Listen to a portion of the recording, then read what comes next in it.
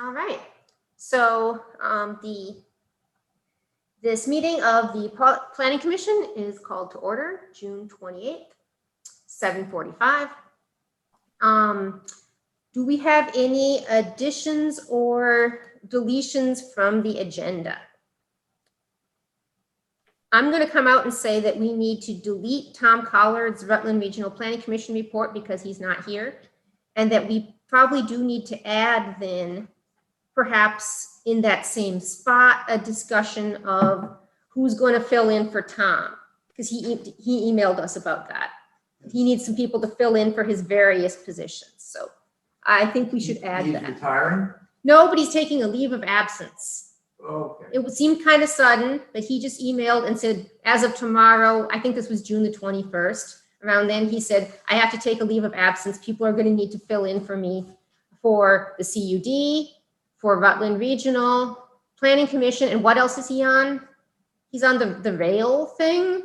He is on the Wi-Fi. Yeah, he's on the Wi-Fi What is, thing. what is that called? The CUD, the Communication CUD, okay. Union District. Right. CUD. So I think we need to add that to our agenda to figure out who's going to fill in for Do you Tom. want to do that, Justin? Yeah, No, I'm on everything. I know you are. They just made me liaison to the treasurer for the select board. And now I have to work on fixing this roof Oh, good stuff. because John Malcolm is tired of doing it. So it's now my job. If you want help, I'll be with you. Seriously.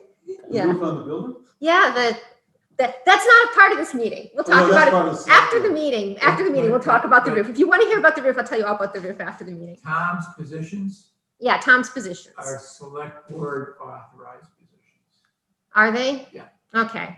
So we could figure out who might want to take them, and then the select board will have to authorize it. What was happened before Tom and Eric was on is there was a big scuttlebutt because a bunch of people weren't appreciative of Eric's efforts. They didn't understand what he was doing really. Uh-huh. And so Eric was the primary and Tom was a secondary. And so what we should do is look at having a primary and secondary again, because when Eric stepped down, it was just Mhm. Tom. It was not somebody produced. It would be a co, if you will, follow-up. Because we're only allowed a vote for positions, but you have to have a person and have somebody else. So if anybody's interested in that, that's a position Yeah. that has to be advertised, I think. You know, one of those deals, Mhm. potentially. But I'm not totally sure. All right. But that's something that you want to be this or that. And if they were doing it all on Zoom as opposed to going places, it's not as big of effort as, you know, to drive over Hill and Dale as a net to testify. Yeah, that's true. So, All right. So let's add that to the agenda then. On to the approval of the minutes from the previous meeting. And because we have one person who is joining us virtually, that being Mark, we still have to do the roll call votes for approve minutes. Yeah, to approve the minutes. So does anyone have anything we need to change from the minutes last time? Not- I make a motion, we approve the minutes. All right, Frank moves that we approve the minutes. Is there a second? I second. All right, John seconds. So, All in favor? all in favor to approve the minutes. Mark, how do you vote? Yes. All right, Frank? Yes. Wayne's not voting, right? He's Yeah. alternate. Yeah, he's alternate. Yes. Yes, okay, so we motion carries. We approve the minutes. All right, on to zoning administrator's report. Jonas did mail a report. He emailed it in. Let me find it. I haven't forwarded it to all of you yet, but I can. For some reason, I can't forward them from my phone, only from my computer. So I can do that right now.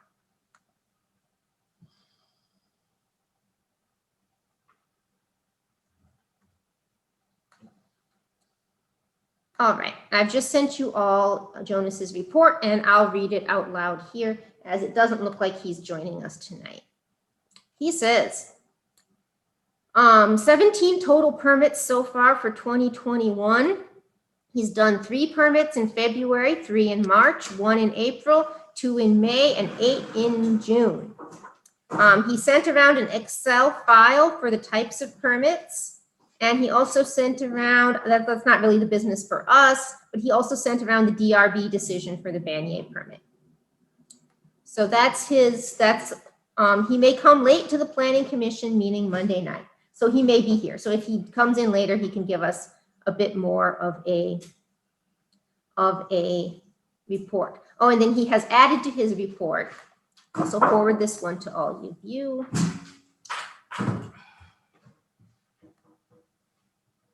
All right, just forwarded that one. And then he adds to his report and he says, where is that? I would like to add to my report that Harry Van Meter has created an Excel spreadsheet for zoning permits for 2004, 5, 6, and 7. He's working on 2008, 9, and 10. Eventually, I will merge the documents into a single report that will allow me to search permits by name rather than search permits by year. I would like to thank Harry for doing this for the town. Good stuff. That seems very helpful. So I'm glad he's doing that. Because I know there has been some things come up where people said, is this permit here? And they can't find it. So I guess we can't really have any questions on this zoning administrator's report because Jonas is not here yet. So with that, we will move on to what would normally be Tom's report and see if we can figure out how, do you think it would still be a good idea for us to sort of talk about who might be interested in being the secondary person? I think that in the, if I may offer a suggestion, is that we basically suspend the agenda and move that to the head of the field here. Sure. Yeah, we can follow up with. We can follow up with this. We'll put this in under after Annette when we do old business. All right. So yeah, let's move on to Annette's presentation here. I'm gonna make this as large as I can over here on this laptop.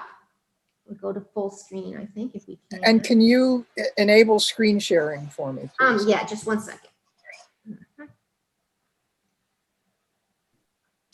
You're looking for somebody for the Regional Planning Commission alternate spot? Yeah, well, temporarily. Tom Collard did it, and he's taking a He's not the leave of alternate. absence. He didn't have an alternate. Yeah. I was on for 12 years or more. I never had an alternate. I just went to every meeting. Yeah. All right. Is it enabled for you to share now? I turned it to all participants. I got it. Okay, great. Yeah. Right. Gonna move this out of the way. I'm going to start just with a little information of today, because today appears to be the peak load on the ISO New England grid. And so right now system demand is 23,000 megawatts, and it was a little earlier about 24,000. And this is kind of relevant to thinking about energy planning. Look how much natural gas is in the mix. 74%, 4% renewables, of which there's no solar now, and there's about 10% of the wind that's available. So that's just sort of a reality check. So enhanced energy planning. It's a complicated topic, and I'm going to give you a lot of information that you can sort of contemplate as you think about how to work on your plan. I view this as a three-part process.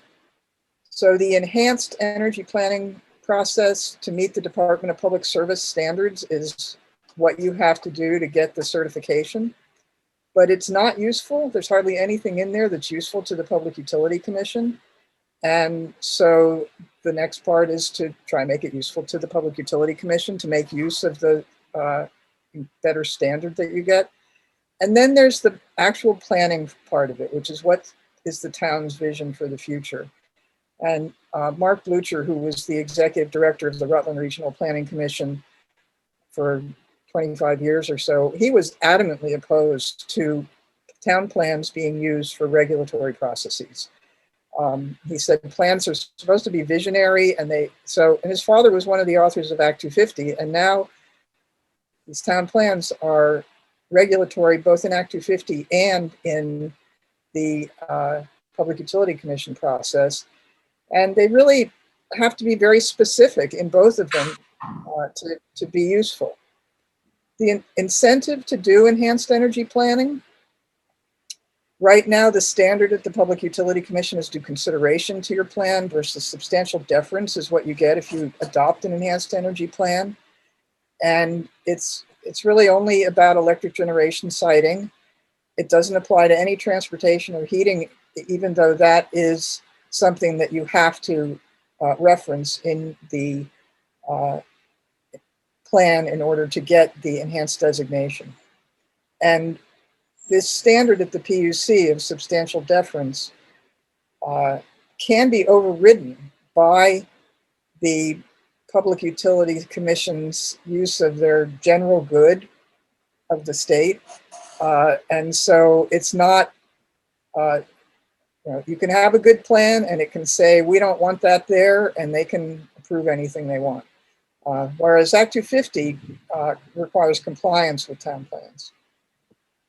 So the first step in enhanced energy planning is to meet the Department of Public Service standards. And you have a draft plan that I looked at that I think is very good. I don't know who did it, but it is, I think, sufficient to get approval. I see that you have the goals here, and this is an important piece. What is it you want your town plan to do? What is your goal? And you want to reduce energy consumption through conservation and efficiency, minimize use of fossil fuels and imported energy sources, and develop local renewable energy resources.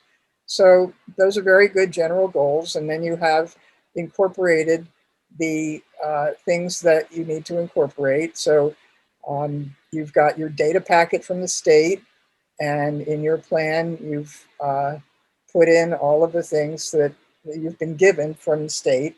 The LEAP modeling is what they used to develop all this information for towns. And it really is like, I don't know if you've ever written a business plan, but it's very much theoretical. And so you can try and look at real world data from what you actually have going on in Pollitt, but to then project it out 50 years or so, I guess we're now at 30 years, you kind of guess and make it up, and it's not, as with business plans, it's not really expected that what you do is going to be what turns out. This part of the planning process has been an impediment for some towns that say, we don't actually agree with what this says, what we were told that we have to do. And I don't really think that matters. There are some towns in the Rutland region now that are putting kind of a disclaimer in the front. Barbara Noyes Pulling can give you that language, and it says something like, well, even though we got this data packet, we don't necessarily agree with it, but we're accepting it for the purposes of this plan. I don't know if that's an impediment for you all, but I've been surprised to see that that's been a stumbling block for a number of towns. Some say that we're not going to burn wood anymore, and they're like, well, that's not what we're looking at doing. So to get the enhanced status, frankly, from what I can tell, most of this that you've been given is not really very useful. Then you've got all these maps. You've got the solar and wind and hydro and biomass maps, and then you also have the local constraints. So these are all things that you've been given, and you can add more local constraints. You can add whatever you want. You've got your existing energy, but it's really whatever whatever they give you. It's fine to just put it in there, and as long as you accept it, then you can get the enhanced energy planning designation. However, very little of it is useful. In fact, hardly any. I've reviewed a lot of approved enhanced energy plans from regions all around the state, and hardly any of it is something that will be useful to the Public Utility Commission. Another thing that you can do is preferred sites maps. They're not required. I know that Windham County isn't doing any preferred sites maps. Rutland County is kind of pushing them, the Rutland Regional Commission. One approach is what Sudbury did. They went around and talked to farmers and identified a couple of sites. The heat is getting to my scrolling. They identified a couple of preferred sites, this one and this one. As soon as the plan was adopted, developers came in and applied for permits for those sites. So if you want to invite development, that's what I've seen is the way that these preferred sites maps are being used. Another approach, this is in Bennington, that's a landfill. So they came up with their own version of preferred sites. And preferred sites can also be gotten through joint letters of select boards, planning commissions, and regional planning commissions. Usually I see those, especially based on my experience at the Regional Planning Commission, they're kind of done on the friends and family basis. So you'll have a landowner come in with a developer and say, well, you know, I can keep the land and pay the taxes if I do this. And so a lot of these decisions aren't really based on the value of whether it really is a good site, but you want to help out your neighbor. One I don't recommend, this was from a draft that was given to a different region from their planning commission to a town. It said all the areas that are considered prime solar on the solar energy potential map on this town plan is considered preferred. So I took their plan and I did what I'm going to show you about and overlaid it. I took the solar map and overlaid it on Google Earth and found that 95% of the preferred sites were forested and really not appropriate. So that town didn't adopt this, but it was kind of interesting to see that that was a recommendation. So what most towns have done so far to achieve the DPS energy compliance is they insert the data provided by the state, they insert the resource maps from the state, they insert the constraint map from the state, they add the narrative, they add the list of known constraints, list of local constraints, and you're done. But none of that is what the Public Utility Commission is looking for. So now we'll go to step 2 to be useful to the Public Utility Commission. And this is the most important part, which is what the statute says. So if you don't have an enhanced energy plan, this is what the Public Utility Commission looks at regarding your plan and also how they evaluate the local input. And they do care about this. And so many times, planning commissions don't weigh in, whether it's cell towers or solar projects, or the idea is, well, the state decides and we don't have a voice. You actually do have a voice, and this Public Utility Commission really wants to know the recommendations of the municipal and regional planning commissions, the recommendations of the municipal legislative bodies, and the land conservation measures contained in the plan of any affected municipality. So your town plan language is actually on equal footing with the recommendations of 3 different entities in the town. And there have been cases where a planning commission will take a position opposite from a select board. So these don't necessarily all come out the same. And sometimes planning commissions and select boards will issue preferred sites letters that conflict with their town plans. But so I haven't quite figured out how the PUC balances these competing interests, but that's the statute if you don't have an enhanced energy plan. However, if you do have an enhanced energy plan, then the legislature added this in Act 174, and that is the commission shall give substantial deference to the land conservation measures and specific policies contained in a duly adopted regional and municipal plan. So that means that both the regional plan, which is an enhanced energy plan, and the municipal plan will get substantial deference for the land conservation measure or specific policy. This says or specific policy, this says and specific policy, shall be applied unless there's a clear and convincing demonstration that other factors affecting the general good of the state outweigh the application of the measure of policy. So this language in your plan and the specific policies that you might put in your plan have greater weight than the recommendations of the municipal and regional planning commissions and the municipal legislative bodies. So from my perspective, this is probably the most important reason to do an enhanced energy plan if you are going to do the work of coming up with the specific policies that you need to do in order to be relevant and useful to the Public Utility Commission.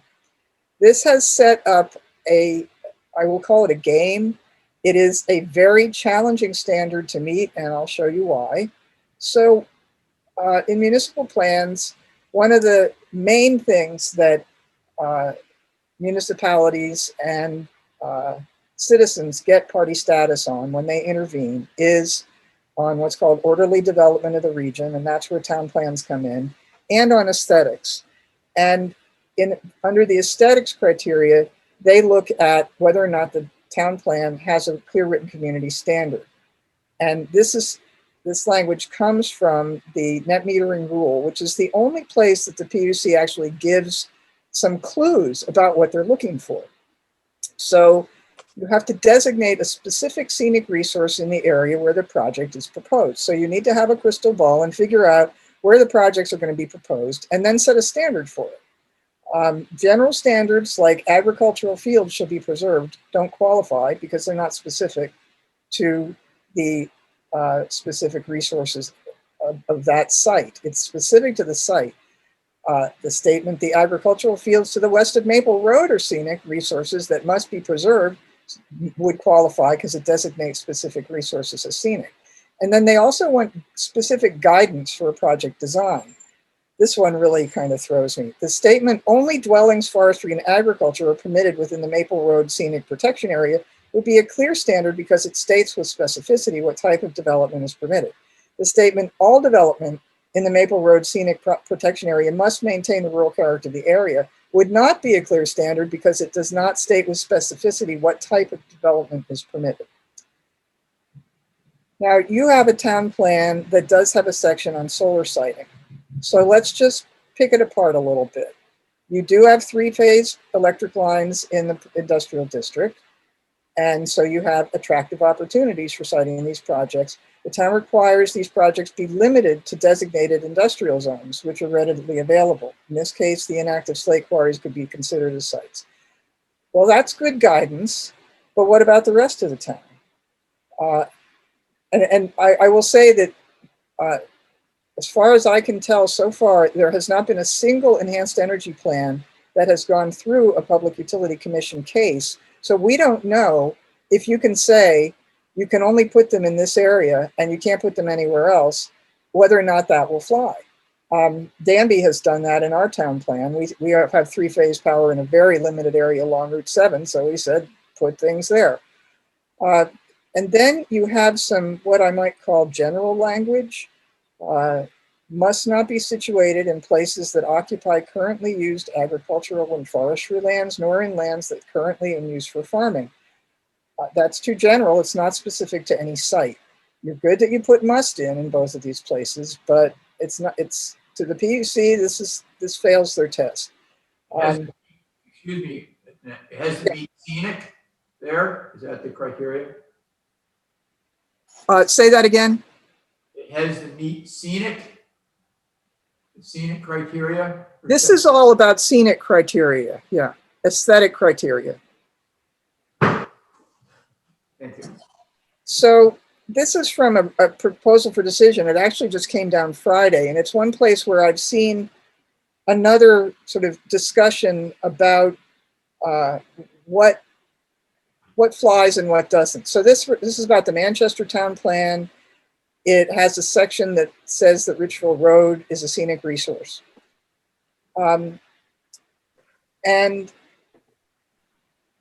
So what the PUC hearing officer has said is the town plan does not prohibit development on roads with scenic amenities. It only requires that such development must be carefully evaluated and adverse impacts minimized.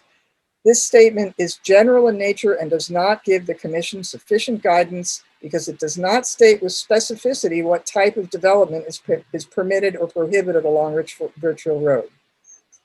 So this draft decision says, sorry, no clear written community standard. this is from a draft plan from Mount Holly. I've never seen anyone use it, but I thought it was an interesting way to be more specific. So they just put dark lines on sections where they said it's scenic. Okay, but that wouldn't have the specific language about what is appropriate development at each of these sites. However, that's a starting place.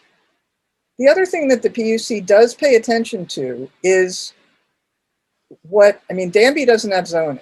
And I don't think people realize that this future land use map, this is yours, actually does have weight at the PUC. The PUC does not look at zoning, but these districts that you have, and you do have zoning, but this is in your town plan. If this is specific enough, it can be useful to the Public Utility Commission. So for instance, there's a case in Bennington where Bennington has a rural conservation district. And in that district, they have specific standards about how it has to, you can't just like cut out a block in a forest and make it visible. There has to be it has to be something that minimizes the visual impact. You can't use metal that has glare. It can't be on a prominent hillside. And it turns out that those specific standards really mattered to the PUC in determining there was a clear written community standard. Your standards are pretty general, and they don't say anything specific about what is or isn't prohibited in these areas, but this is one way, and plans get done first and then the zoning follows, and this is from your zoning, but you could flesh out further if you wanted what appropriate uses are in these districts. Excuse me, this is Wayne Clark speaking. You just mentioned that the characteristics of the solar field itself can be such that they're objectionable in a particular area, which could be used to make a general statement, possibly. Is that correct? Yeah, I mean, you can make, and I'll get into a little more detail of what we could look at in Paula. But as you have done, you have to use mandatory language, should, encourage, discourage, aren't enforceable. And then there have been some, for years, the Public Utility Commission was ignoring the impacts on neighbors. And it finally went to the Supreme Court and they said, you got to include evaluation of neighboring properties. There was a case, it was actually the original Searsburg Wind case, where the experts for Green Mountain Power testified that the neighbors had a greater interest than the average person, and therefore their interest shouldn't be considered.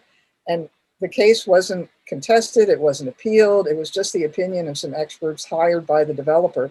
The PUC adopted that for a long time, and finally this Supreme Court case fixed it.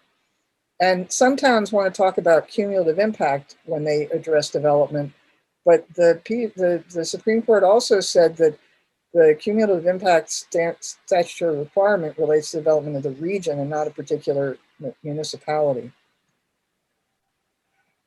So I want to switch for a moment to, I'm going to stop share, and then I'm going to go to Google Earth and show you what you can do, since solar and wind are your primary issues. Now the regional plan, let's talk about wind first. The regional plan says industrial wind isn't suitable for our region. I don't know if that's specific enough, but and I think your draft plan also says we don't want industrial wind on the mountains. What you need to do is name the mountains. That's incredibly important for the PUC. If you simply put in that, and I think IRA had this in their plan at the time that that a wind project was proposed, that development in our, whatever you call it, Highland District is strictly prohibited, development of industrial wind, and you name all the mountains, that's gold. That's what you need to do. Now with solar, this is your preferred sites, or this is your solar resource map, which who knows if it's accurate. It's not in my town, it's not on my property, but it's at least it's a sketch that developers will use. And so the purpose of overlaying it on Google Earth is that you can dial back the transparency and see what's under it. And so that's a very useful tool. So let's just, the pink is your prime resource areas.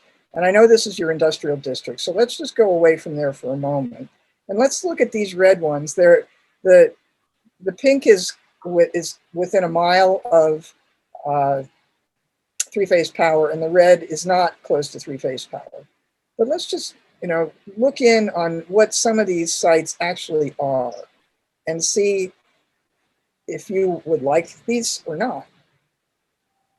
So we dial it back, and I'm going to send you this overlay file. And you see that, geez, well, this is all in a forested area. This is forested. This is forest. Let me open it and put it back up just a little so you can see. Wow. Would you really want this? And so in putting a clear community standard, gets a little confusing because it's related to aesthetics, but cutting forests for solar is becoming a very important issue because of the carbon sequestration and storage of forests. There's a lot of pushback against it, including from the Agency of Natural Resources. And so you can put a specific policy in that the forests on whatever road that is Road. Yeah. shall not be cut for solar. And the fact that you actually have this map makes it easier to write a specific standard for a specific site.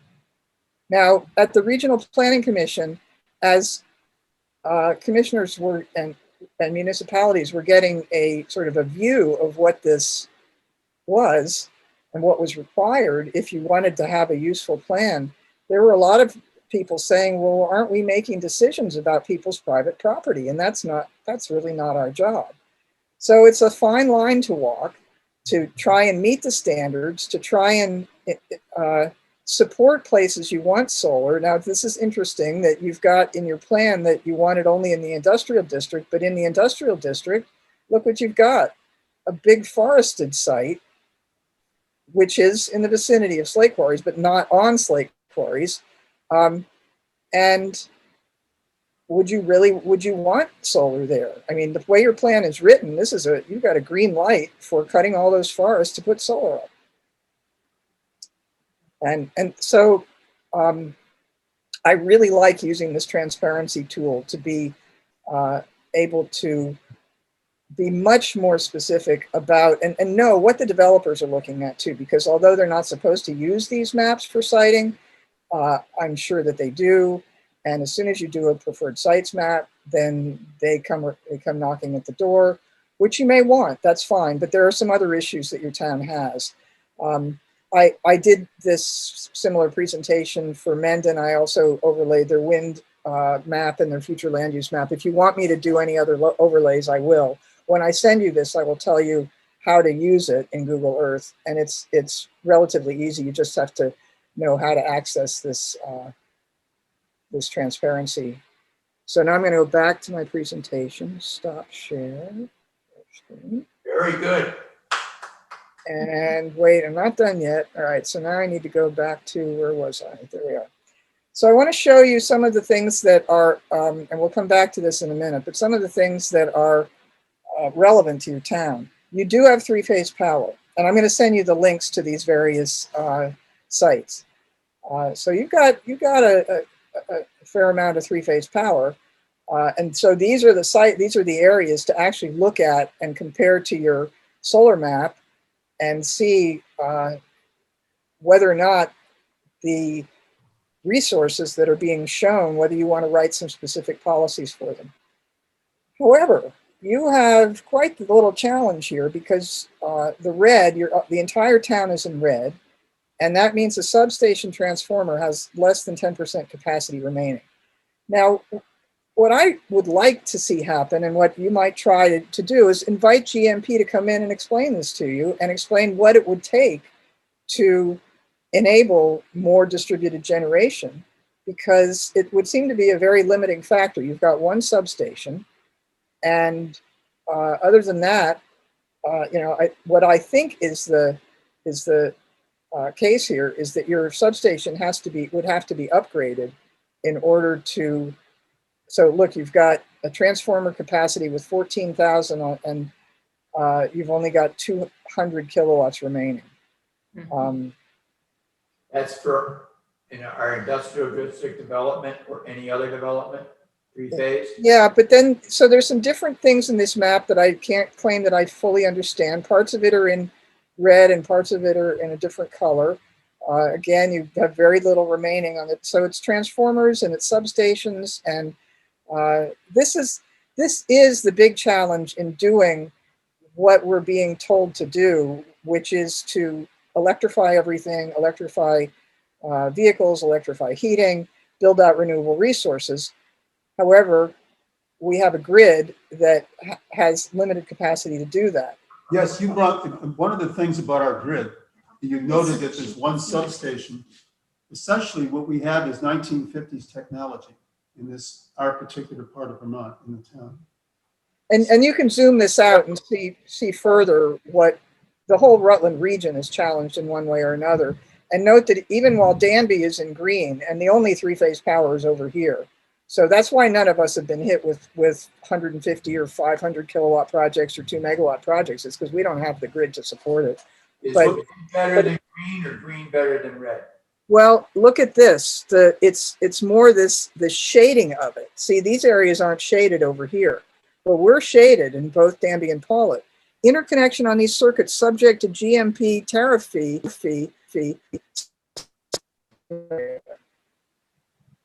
So I think the utility needs to be more a part of helping towns understand what we can do. Yes. Now, another map. Excuse me. I was just going to say the fact that we are, and I'm just off the top of my head saying 1955 technology, but with one substation and the heavy load that we have on our system, it's a three-phase power. We cannot really provide any more three-phase 220 volt lines out from where they are already. We need to have our grid improved, and that's up to the State Power Commission. And Well, in a way, this may be something that's going to happen because there's a lot of money coming to the state. There's talk of an infrastructure bill. It'll have things about grid improvement. These are the kinds of issues the Climate Council is grappling with right now. Now, this is an even more detailed map, and it really gets down to every single circuit, which I've heard the head of Vermont BEIC, the company that runs Efficiency Vermont, say we really are getting down to a circuit by circuit decision about where we can build things. And so that's in a way why it's important for you all to really look at your town from a scenic aspect, from a resource aspect, and think about what do you want where don't you want things and where do you want things. Now you do have some solar. You've got a hydro dam. You've got one solar hot water. This is the Vermont Energy Atlas. I will say it's not totally accurate. My solar hot water, I'm off grid, but my solar hot water is on it, but my solar panels are not. And so there may be more than this, but I think that the one thing that your town can support is more solar at the right locations and right at people's homes. And so that's the sort of thing that can be added, whether or not the big projects can happen. so what you're saying is that there are things that we can do today for providing power at the residence level, but for the larger projects, there's going to have to be improvement in our total power grid. Yeah, or maybe your town can do it with providing it at the site. Now, one of the interesting things that's happened, especially with net metering over the last few years, is that it has been generally agreed on by all the utilities, the Department of Public Service, that we've made kind of a big mistake allowing these like 500 kilowatt solar projects being built far from load, and then they sell the power to a customer a county or two away. Renewable Energy Vermont calls it virtual net metering. And the whole benefit of renewable energy is to build next to load, because the biggest uncontrolled cost of the utilities of your bill is transmission. And so you build a 500 kilowatt project and the power, there's no load to serve it locally. That's adding to the grid. It's at You have 2,000 volts transmission before you begin to solve the power problem. I mean, you're down around 250 volts, you're going to have power loss. Because it goes up as a square. So that when you have a 15,000 volt system, you have much lower current. When you have a 250 system, you have much higher current, and the power loss goes up. Right. So some of the discussions on the Climate Council are, is everybody's house going to have to be rewired? Now, I want to point out the solar hot water, because I do have solar hot water and it really works, and it is more cost effective than photovoltaic. So I'm pushing solar hot water. I'm not a big fan of all electrification. I think that, you know, why do the Amish not use electricity? Well, it's not it's because of dependency. And so propane you can buy from a number of different suppliers. Electricity, you're dependent. And being dependent on one resource for your heat, your car, everything, it's just, and when there is a good alternative, solar hot water, I just highly recommend it. Another thing that you can look at is in doing your sort of scoping out of your town and what resources from an environmental perspective you care about, is the Vermont Natural Resources Atlas. It has all these different things that you can turn on and off. You've got some very high priority for habitat blocks. The Agency of Natural Resources will come in and defend these against fragmentation and development now. They do not want to see development in these areas. You can turn on any layer you want. You've got deer wintering areas. You want to steer development away from those. You can take screenshots of these and overlay this on Google Earth if you want to see what these specific areas are. So it's another really good tool for that. So now I'm going to go back to the presentation. So when a merchant or utility solar developer comes to town, then here are just some ideas, and these are not to say I recommend them. They're just ideas that you can consider and to spur discussion. So you definitely want to name the roads and name the appropriate types of development anytime you can for specific sites.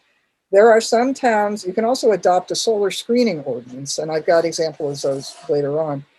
The town of Bennington has one that says that this project will be screened from all adjoining lands, and nobody should have to look at them. Glare turns out to be a bigger problem, and the developers say that there isn't a glare problem, but I'm aware of several sites in Vermont that have glare problems. One that I've seen is absolutely horrible. So you do want to be aware of the potential for glare. But again, you need to come up with a specific policy to address that. However, if you do adopt a solar screening ordinance, again, hasn't been tested yet by the PUC, but if you do, then that's another vehicle for it. You can say things like not on prime or statewide ag soils. I will note that the ag soil map on the, see it's under geology, on the ANR Atlas is not entirely accurate. I think that's not it. Let's see, try the next one. Soils, prime ag soils. I was shocked to find that on my property, they have a site listed as prime ag soils that is a meadow that my cows find so poor quality that they barely graze there. And it's got a pH of 4.9. It's not prime ag. So this is like wetlands. It's kind of a first cut, but you have to ground truth it. And I know there's a site in Castleton that was just developed or approved for a 2 megawatt project. And it too has prime ag soil shown, and it's like my meadow. There's no prime ag soil at all on it. But this is, again, it's a way of looking at between, you've got a scenic byway, you've got all these beautiful conserved farms. What attributes do you want to protect, and how do you protect them from development? And then cutting forests.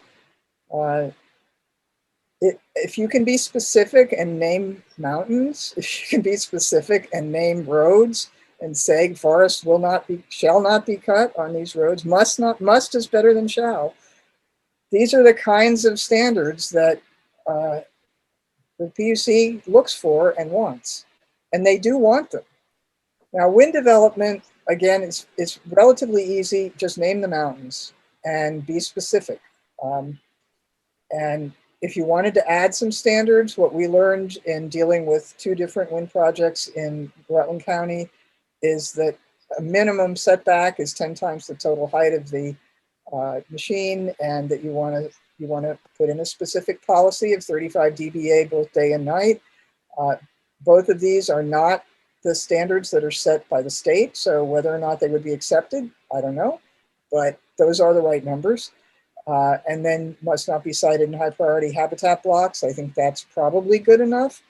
But you might say, as shown on the ANR Atlas, must not fragment forests in high priority habitat blocks. So that, again, these are just ideas. These are kind of specific policies. This would be more of a clear written community standard. This is to protect resources you want to protect. And as long as you're at it, you might consider adding other topics. What if a gas pipeline wants to come through town? You could say must be at least 300 feet from any structure, which is the right number. Biomass power plant, aerobic digester, transmission lines. All of these things are not mentioned in most town plans. And when a project comes along, you're flat-footed. Who would have thought that a 24-inch high-pressure pipeline was going to be proposed for Danby? And that's what started my organization. That was back in 1999.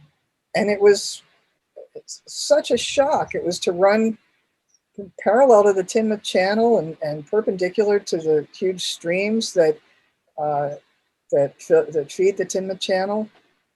But based on that experience, it's possible. And then we heard, well, they were looking at other routes through Rupert and Pollitt. Biomass power plants require water.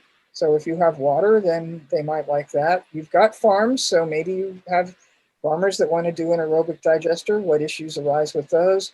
What's your position on transmission lines and cell towers? Should they be limited in height? And I don't know if you have a cell tower ordinance, but you could adopt a cell tower ordinance or bylaw. And then the third part is, what's your vision for the town? Now, when Frank first reached out to me, he had a lot of concerns about biomass, about the health issues of biomass, and those are perfectly fine to put in your plan. He was making really good points about the good and bad parts of biomass, and it's a big source of air pollution. Some of the toughest cases I've worked on involve an outdoor wood boiler of the old design being the emissions going to the next door neighbor properties and making them sick. And it's really a tough one. And there are subsidies now for getting EPA certified, better quality ones, but some people are just stuck on their old ones. So yeah, including anything that you want to put in your plan. This is your plan.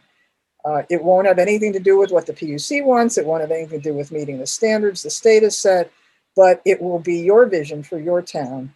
And it will be helpful to people who move to town. It will be helpful to people who are considering doing business in town. What is it that you want to see for your town? And then there's some resources. So this is just kind of a basic of the programs that we have, the acreage, the sizes, the amount of land that's used. All of this is in flux, in play right now. The net metering, the price is generally agreed by the utilities and the department to be too high. It's making a lot of profit for the companies that have especially managed to do virtual net metering. I support real community solar that doesn't have a cap, but one that is closer to the actual cost. And the standard offer program has driven down the costs tremendously. And those projects have a maximum size of 2.2 megawatts. And then whether we like it or not, the solar projects that are being developed that are the least expensive for ratepayers are the ones being done by utilities. We have one 20 megawatt project that's in Ludlow. It was put in by NextEra, which is the largest recipient of our federal tax subsidies for development of renewable energy projects. They are the largest in the country, and they have contracts with the state of Connecticut for 4 20 megawatt projects in Vermont to sell both the renewable energy credits and the power to the state of Connecticut. So these projects don't do anything to advance our state's renewable energy goals. They may or may not use a good site. There is one under development right now in Brandon. If you want to see what a site like this looks like, go to Carver Road, which then turns into Syndicate Road. It runs between Brandon and Pittsford, and it's right next to the Otter Creek on what were gorgeous hayfields. And the next two, I don't know if they're going to proceed, but this one in Ludlow isn't hard to find, and it was built. I went by, I was amazed by all the tech trucks from Texas that were there providing all of the workers and the expertise to do it. Here's a link to a white paper I wrote on Vermont's energy policies. It's tried as hard as I could, no bias. It's just explaining our Vermont's energy policies. It's very well done. I will say, Vermont Electric Co-op, when they get a new hire, it turns out they give them that paper. This is the statutory language for adopting a solar screening ordinance or a bylaw. If your town has zoning and it's a bylaw, if you don't, it's an ordinance. And so you can make your recommendations, which can be overruled by the commission. And these are links to a number of different solar screening ordinances. They're very varied, and you'll notice many of these were adopted a while ago. You could do a search and find new ones, perhaps. A lot of towns don't know they can do this, and it hasn't been tested yet. There also are now established setbacks, which the developers are complying with. If you wanted greater setbacks, there's, I think, language in here that you can do that, but you can't discriminate against solar, so it can't be different from anything in your zoning. Oh, and remember back when we were looking at that language from the PUC on what they're looking for?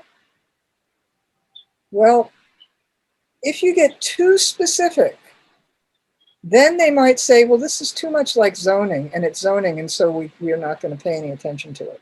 So like I said, this is a little bit of a game trying to figure out how to be specific about a site where you're setting a clear standard, but that you're not getting into the specificity that one gets into with zoning. It's a fun game. But we have seen projects denied by the PUC on the town plan, a number of them. So it is quite possible. And then what else? Oh, these are the maps, the links to some of the maps that I provided for you and some other resources. So I'll stop sharing here and open it up to questions and discussion. Yeah, thank you very much, Annette, for this. You're going to be emailing us the presentation as well? I'll email you the presentation and all those links that I showed you, and the solar overlay for Google Earth. This is Frank Annette. Hey, Frank. Based on the capacity of their grid, to follow the dreams of the electric future, basically, it's not possible given the technology now. And so I'm wondering about community solar, because you mentioned this, because a lot of homes don't have solar sites or have Right. sleep groups, et cetera. And so I'm wondering if it appears that our grid would be able to accommodate a town-wide community solar siting to offer solar to everybody in town through a community basis. Well, I think you ought to contact Green Mountain Power and ask them to meet with you and ask these questions and ask what's necessary to to do this in Paulet. I talked about your town's issue. I didn't mention the town by name to one of the subcommittees of the Climate Council last week, as they're planning electrification of everything. And I said, I'm going to be presenting to a town. I don't know what to tell them. Ask Green Mountain Power to come in and talk to you. I think that's a really interesting idea. Do that for a subsequent meeting. Yes. Yeah. But what about the fact that the solar power isn't generated at night? What is there technology available now that the state would help with that would allow us to store power on large lithium batteries, whatever the technology is? Well, since I live off grid with solar, and I have for more than 30 years, I have lead acid batteries. When I had to replace my batteries a few years ago, I fully expected to get something different, and there were voltage issues, so they weren't compatible. But my understanding is that these some of these Tesla and lithium batteries maybe last 8 hours. So, I mean, for a home, yes, you can have battery backup. For a whole community project, I think that's the goal. That's the dream. I will say the reality is winter. And so it's not just nighttime, but it is mid-November to mid-February. And sometimes it starts in October and goes through March. When we have weeks. Yeah, we can have weeks with no sun. And, my phrase is don't take away my propane. I have a gasoline backup generator that I run to charge the batteries. But when there's no sun for a long time, I'm running propane hot water. There are not a lot of alternatives right now when you get down to how to use solar. And wind is very unreliable in terms of when it blows, and when it doesn't, it doesn't. There's a lot of, I don't know if it's hype right now about hydrogen as a potential for storage.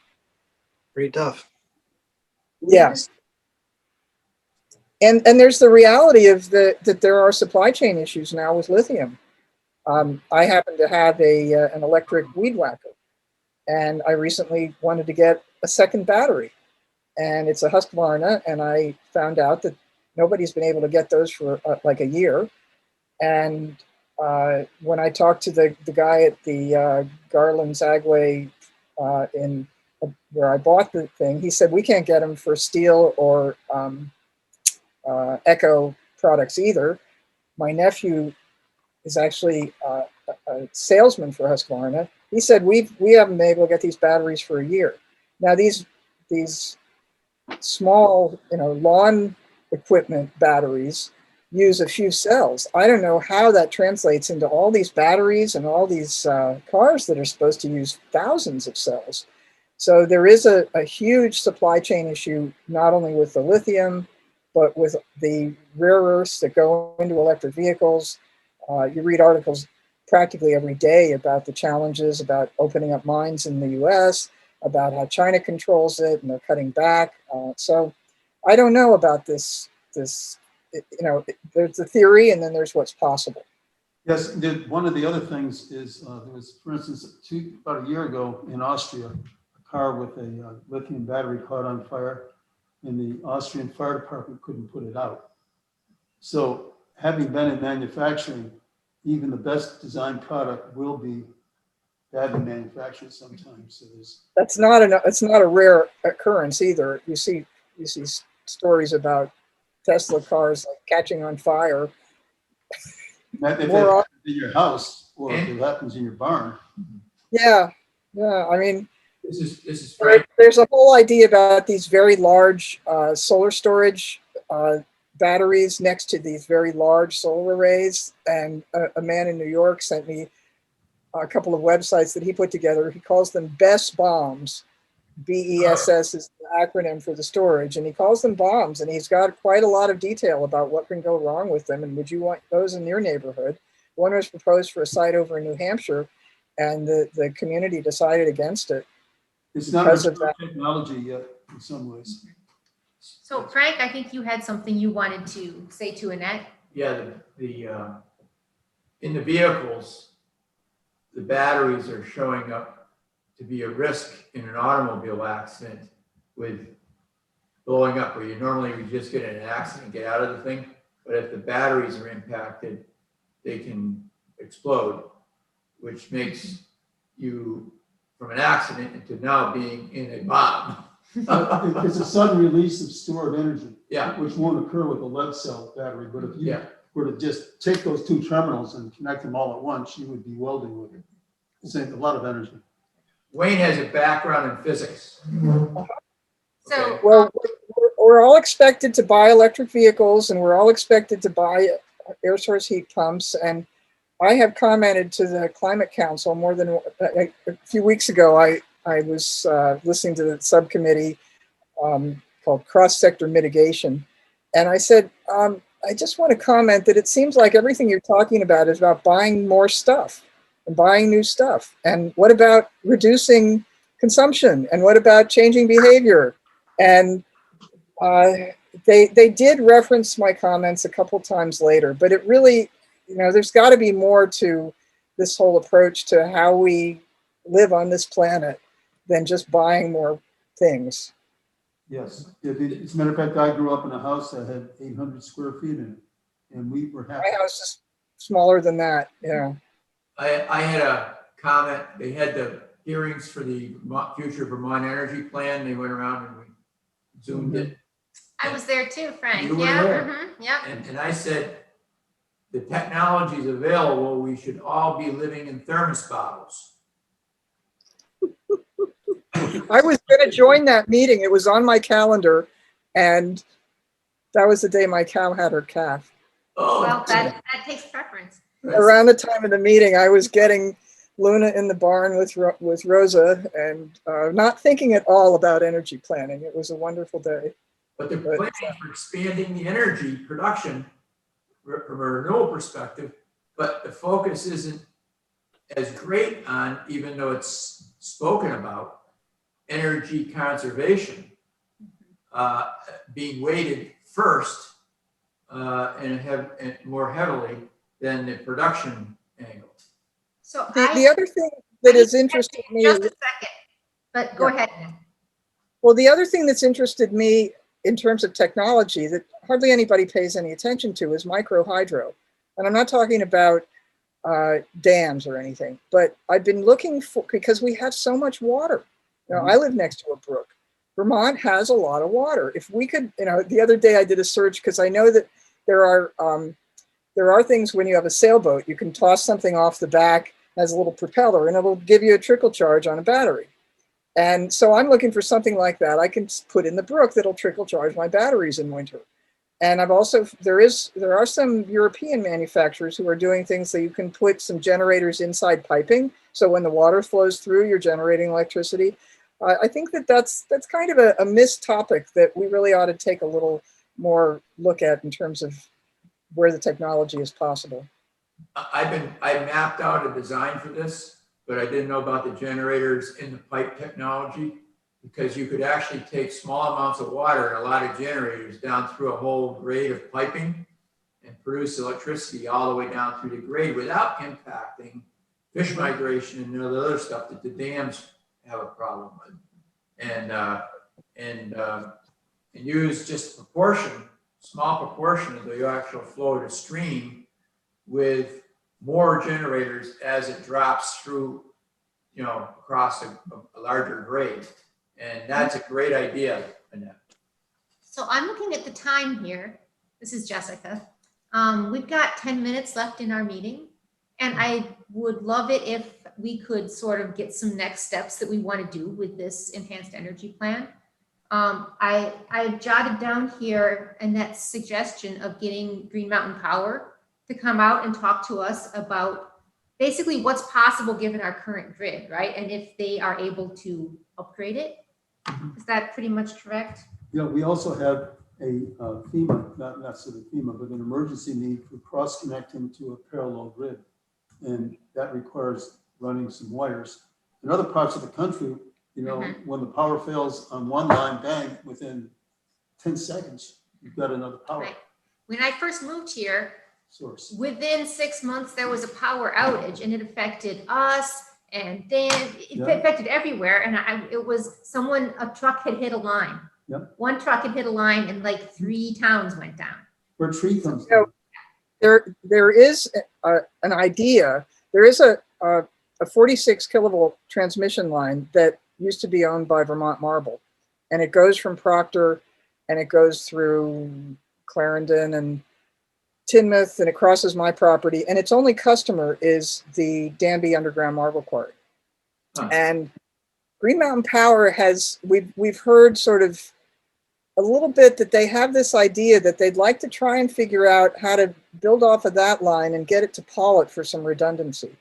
Yes. So that would be a question to ask them about. Okay, I'll jot that down also. The, one of the things I said at that meeting where your cow was being born, calf, is that the industrial district, the Slade area is about 3 miles by 90 miles. So it's anywhere between 50, 60 square miles up to 80 maybe of industrial for production. So they could, if they could send, because the state has these goals, as you know, if they could cite a predominant amount of their energy production in this particular big swath area, then it would be easier to produce the power and branch it out to the other Okay, areas. but then the other piece to look at is, do you have the load to use that power? Because you don't want to have to move it very far, or else you're just adding costs. Yes. So that's the other part of the equation. You always want to look at not just what's going in. The big problem with the Northeast Kingdom right now is what's called the SHEI area, the Sheffield Highgate Export Interface, where too much generation was built and there's not enough load to support it. So they got something like 400 megawatts moving through there, and they have a load of 30 to 60 megawatts. That's crazy. So you've always got to keep things in balance. And if your slate quarries can use the power that's put there, great. But if there's no load to serve, then what's the point? That's why you really do want to look at, for a town like Pollitt, what can you do locally distributed that's going to not have to travel too far? It may not mean big projects. The other thing I'm thinking about going forward, this is Jessica again, is that do we want as a commission to do that sort of overlaying the maps that Annette was talking about? Do we want to devote one of our upcoming meetings to looking at that? Yeah. Yeah, Frank.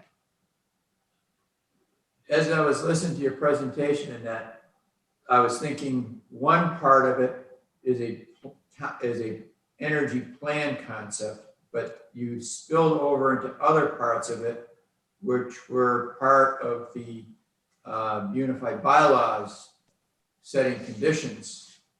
And the question I have is how to separate those two and where you would delineate that plan versus unified bylaws and what we should do for unified bylaws and do for the plan, because you kind of weave through that. And I'm a little confused. Yeah, you might want, I think you should review some of what other towns have done. Now, for instance, Bennington has been hit with a lot of 2 megawatt projects on forested sites. So when they updated their plan, they put in their enhanced energy plan that there shall not be, let's see, contiguous solar projects that exceed 10 acres shall be strictly prohibited. So they put that in the plan, but they also have a separate screening ordinance. So if you looked at their screening ordinance to see what's in that, that might give you some guidance on how to separate out those two. So that's unified bylaws, the screening, and the plan basically is the plan doesn't have teeth. It's a plan. Plan has teeth if you put specific policies in it and standards. Okay. So we might say something like, we must have no wind on Haystack or something. Right. Yeah, okay. And that's what the state will be looking at for. You want a specific site, a name of a mountain. Yep, got it. Got it. Okay. So I think what I'm hearing is that the planning commission really does want to look specifically at the maps and what sites we may want to name, like Annette is suggesting. I'm wondering if we might be able to force, and I can work on this, if we might be able to get some printouts even of some of these maps. Because if we're not able by then to get a big screen to look at them on, and we all have to look at this little screen, maybe we The could- Regional Planning Commission will be happy to give you the printouts of the maps. Okay, wonderful. I'm gonna make a note of that. Would GPS coordinates be as good as naming a mountain? Probably not. The height of the mountain. I mean, there's some mountains that don't have names, so you could do it for that. Yeah, But roads is good too, naming the Get 'em mountains and on- roads. You know. There's no template for any of this, and Maps have there's, elevation. there's one other piece of this that I didn't mention that I just learned about, and I actually learned about it in that Manchester case. It turns out that the Public Utility Commission added to what's called the Queechy analysis, which is what's used to evaluate aesthetic impacts. They added their own societal benefits. And until I started looking at societal benefits, I did not know how it was used. But I have heard that, for instance, some towns have been unhappy and regions have been unhappy that cell towers get substantial deference. And yet the PUC has overridden the specific language about like the height or other things with cell towers. And they've used this societal benefit. They added another section to the Queechy analysis that says that they will consider the societal benefits, and so they can overcome the undue adverse aesthetic impact that may be found. And that they've used it for wind projects, cell towers, transmission lines, and they can't use it for net metering projects that are larger than 150 kilowatts. That was added in statute. But so there is always this problem that the PUC has these ways of overcoming everything that you do. another form of eminent domain, really. I'm wondering if we can wrap up here with talking to Annette and just use a couple minutes here at the end to talk about Tom Collard's positions. So I will leave you, and I have all your emails, so I will send you the materials in reply to a message I got, okay? Yeah, Thank thank you you so very much. much. Annette. It was Thank you, really Annette. helpful. Thank you. Yeah. Yay. Thank you, Annette. All right, I'm going to pull up. So what I think I'm hearing that we want to do going forward is see if we can get Green Mountain Power to come out and talk to us. And if we can't get them to come like next month, maybe we could start looking at those map overlays for our energy section. And then we can bump what we were going to do today for the bylaws, talking about I mean, we can continue to put it in like in the agenda if we get time to it to talk about. I know what was it? The living on the property, that issue. When we had discussed the agendas coming forward, that we were prioritizing the energy plan, finishing this because Right. you need to finish this up because you could have a PUC thing come in where we don't have deference, and we want to have deference according to Right. the situation and get that ironed out. Once that's done, Yeah. we can go on and do a lot of other stuff. It's not really important. I think that's the most important. Okay. Because you could have somebody coming in Yeah. with a developer and we don't have any leg to stand on. Yeah. What's everyone else think? Should we devote the whole next meeting to this energy plan stuff? Or should we try to do part of it, or the energy plan and part of it with the bylaws? I think that this energy plan thing has consequences for the town that are quite irreversible if things go far enough. Because once it gets past us talking about it and some higher level of government says we'll do it that way, then you have to argue against authority. Mark, what do you think? I agree with Frank. I think we need to act on this sooner than later. Otherwise, we're going to be in a pickle. If somebody comes in and wants to do something, we don't have any language for it. Okay, well, we'll put it, that sounds unanimous. We'll put that on the whole agenda for next time. And if we can't get Green Mountain Power, we will look, I'll make sure we have those map overlays. We can look specifically at those. All right, briefly, Tom Collard. I've got the email he sent here. He's currently on the Rutland Regional Planning Commission, the Rutland Transportation Committee, and the Otter Creek CUD. All of these have monthly meetings, but the Transportation Committee is not meeting in June or July. He wrote, I need to take leave of absence from the current positions I hold within the town of Quallett starting Monday, June 21, due to a personal matter. And I'm hoping that maybe the members of current Quallett Planning Commission would be willing and able to be alternates by dividing up the boards below so we as a town can stay up to speed on the topics at hand. So is there anyone who has interest? I mean, the select board is going to have to decide this. Yes, But if some of us have interest in it, we might put that forward to the select board. Anyone have interest in the Regional Planning Commission, the Transportation Committee, or the Otter Creek Communication Unions District? How often does the commission meet in Rutland? Once a month.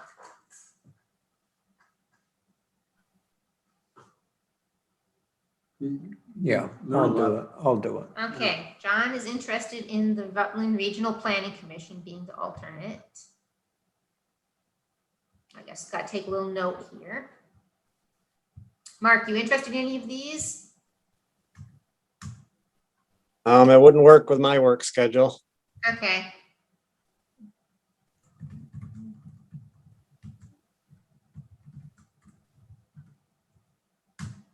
Wayne, you interested in any of them? I flat don't have the time right now. Okay. I've got extensive work going on in my house. Okay, And by the way, with regard to your roof, if it Mhm. has to do with the slate roof, yeah. find out somebody who knows slate. Do you have any Because suggestions? there are a lot of so-called experts around here. Mhm. And one of those experts 100 years ago, he's dead now, caused me tremendous water Mhm. damage. I had to replace a side Yeah. porch. Frank, you have any interest in either of those, the transportation or the CUD? number of years ago, I ended up in a hospital. I thought I was having a lemon heart attack. Mhm. And it was a type A person. I found out I was a type A personality. It was actually stress after 3 days in the hospital. Hooked up.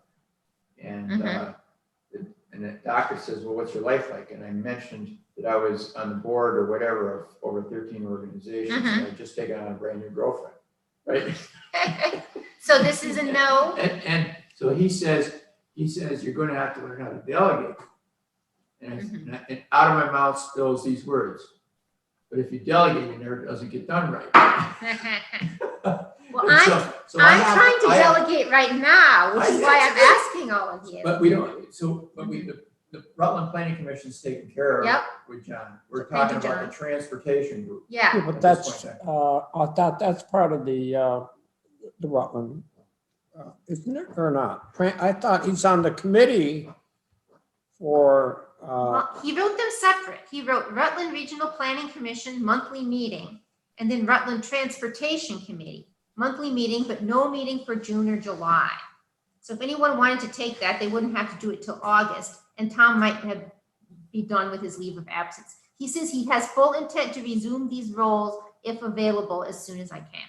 Yes, whatever is going on. is Yeah. going on. and that Exactly. would be, the meeting would be September, correct? But we were just looking for an alternate. Yeah, He's still on the primary, he's stepping down or taking leave of absence as primary, which means he's not giving it up. right. So we need Yeah, an so alternate. So exactly. John Just would need be the the alternate I'm the Rutland. alternate.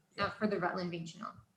For the transportation and the Rutland Regional. Yeah, I'll go on the transportation. And the too. transportation? Yeah, Okay. I mean, it's all part of one. Tom handled both of them, so. Right. Yeah, You might all right. find it interesting too. So. Yeah, he for- may be back by September. He may anyway. be, yeah, Yeah, yeah. So, otherwise we can make an adjustment if it's. so for the CUD, I'm gonna reach out then to the folks who weren't here, to Gary and to Rick, and see if either of them have any interest or ability to do that. And if not, I guess it's gonna have to be me. Yeah, So we'll see. I'll tell you, it probably won't be Gary this time No. of year, but Yeah. Rick may be. Maybe, so Yeah. we'll find out. Yeah. I'm gonna put here that I'm gonna reach out to Gary and Rick and see. All right, that seems good. I think that we've got, we can propose this to the select board tomorrow and see what they want to do. And yeah, We ready to adjourn? The other thing, Jessica, when Yeah. is the next meeting to, For us, no, for the Rutland group? I do not know, You but don't I know, can find okay. out. All right, but you're gonna request a nomination from the From the planning, select. from the board, select board tomorrow. Yeah, Okay. and find out Yeah. when next meeting is. Okay, and our next meeting is once again the fourth Monday. Hopefully we'll have a little bit more of this technology situation sorted out. I would love if we had a big TV. I would love that. Someone want to move that we adjourn? I'll make a move that we adjourn. Okay, John moves that we adjourn. Second, Frank seconds. Mark, how do you vote? Yes. Okay, Frank? yay. Yes. Yes, okay, yep, we all vote that. Meeting adjourned. Thank you, everybody. Thank you, Mark. Thanks, Good Mark. night.